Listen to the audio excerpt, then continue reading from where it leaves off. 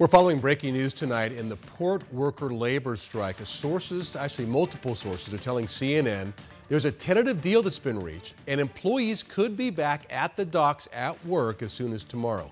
So no final agreement's been made. This would only extend the contract right now for about 3 months. So we could have potentially another issue, another strike come next year. But you may have seen it. Panic did set in over the past couple of days.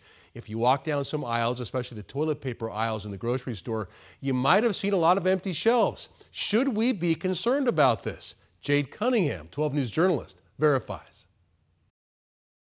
Toilet paper and water, two things people are panic buying after the closure of 14 ports along the east and Gulf coasts. It's a scene we've seen before. Major retail outlets with long lines and aisles full of shoppers trying to grab what they can. At stores including Costco and Sam's Club, pallets usually full of TP and bottled water bare as people load up. And it's not just in Arizona. Social media flooded with posts from across the nation as people try and hunt down these items. But in many cases, they're leaving empty-handed. The reason for the panic is the recent strike at ports along the east and Gulf coasts. And while these 14 ports account for about 50 to 60% of volume being brought into the United States, are toilet paper and bottled water part of that?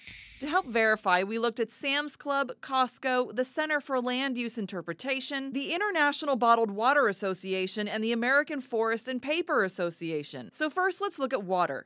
The International Bottled Water Association is a trade group representing U.S. and international bottlers and distributors. According to its research, nearly all of the bottled water sold in the U.S. is sourced domestically. It also claims imported bottled water accounts for less than 2% of what's sold in the U.S. We also, though, went to local Sam's Club and Costco and looked at their water. Sam's Club brand Members Mark is distributed out of Bentonville, Arkansas, while the Costco brand Kirkland is sourced from Niagara Bottling, a California-based company. But what about toilet paper? According to the Center for Land Use Interpretation, 90% of what's used in the U.S. comes from the U.S. Now, companies may import eucalyptus pulp, usually from Brazil, to help make the tissue soft and absorbent. But the American Forest and Paper Association cites nearly 90% of American manufacturers use recycled paper to make their products. So we can verify, both TP and bottled water typically come from the U.S. For your verified, Jade Cunningham, 12 News.